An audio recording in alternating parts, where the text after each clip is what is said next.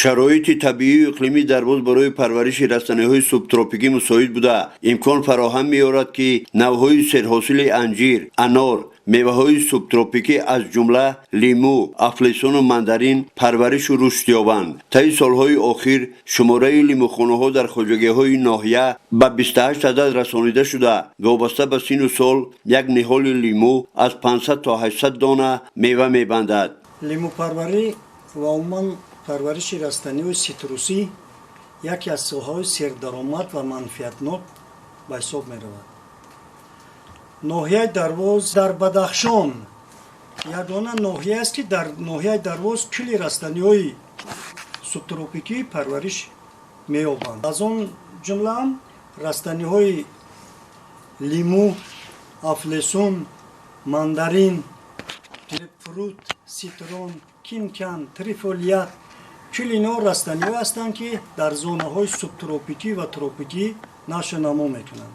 сарвари хоҷагии деҳқонӣ Кӯҳсора Ғозиҷон Шодиёв аз зумраи он коршиносони асли соҳаи кишоварзӣ дар ноҳияи Дарвоз аст ки бо таъсиси хоҷагии деҳқонӣ дар доманакӯҳи деҳаи Дробаки деҳоти Қалъаи Хум дар майдони бештар аз 1.5 гектар боғи доманакӯҳӣ бунёд намуда бо меваи бардошта аз ин боғ ва парвариши занбури асал соҳиби зиндагии шоиста гашта сай бар он дорад ки дар баробари боғдорию занбурпарварӣ ба лимӯпарварӣ рӯй оварад ки соҳаи сердаромад дар шароити кӯҳистони кишвар аст. мо 3 сол пеш сохтмони ҳамин лимӯхонаро ба нақша гирифтем, барое ки лимӯ худаш яке аз растаниҳо ҳам лимон, ҳам афлесун, ҳам мандарин меваҳои хуштаъм ҳастанд ва фоидаи табобатӣ зиёд ҳам доранд.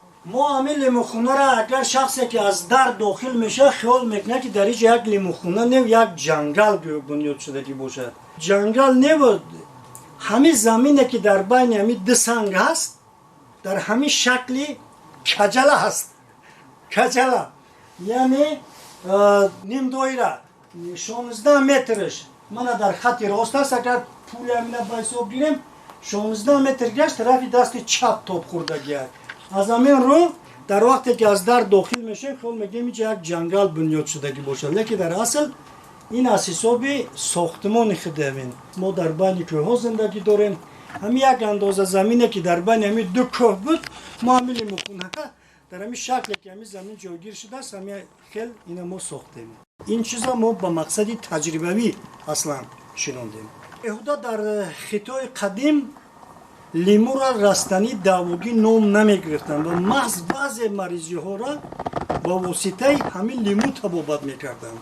бо дар назардошти фоидаоварию шифои оҷил будани лимӯ, Ғозиҷон аз фоидаи ба дастоварда аз ҳисоби боғдорию занбури асалпарварӣ соли 2016 ба бунёди гармхона байни замини доманакӯҳӣ дар ихтиёр дошта камар баст ва дар як муддати кӯтоҳ гармхонаро бо дарозии 35 метру паҳнои 8 метр барои парвариши лимӯ омода сохт ва дар 3 қатор 41 бех ниҳоли лимӯ, 2 бех мандарину 2 бех афлесун шинонд ва бо риояи талаботҳои бутуни агротехникӣ ба парвариши онҳо шурӯъ намуд ки дар соли сеюми парвариш ҳама ниҳолҳо ғарқи ҳосил буда аъзоёни хоҷагӣ бо раҳоиши хос ба ҷамъоварии ҳосил сар карда умед ба бардошти ҳосили фаровон доранд ки дар бозори дохиливу берунӣ қимати арзишманд дорад.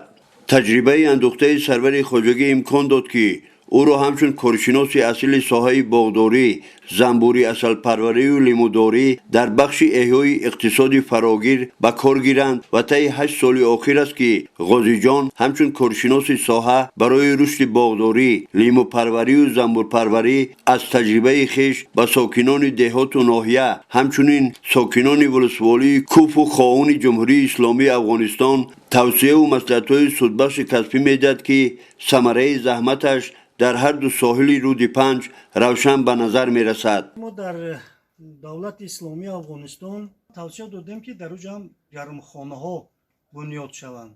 мана соли гузашта дар ноҳияи Шуғнон, дар Шикай, дар юлусволии Кӯф, юлусволии Хоҳон мо дутагӣ гармхона бунёд карда будем ба мақсади парвариши сабзиҷот.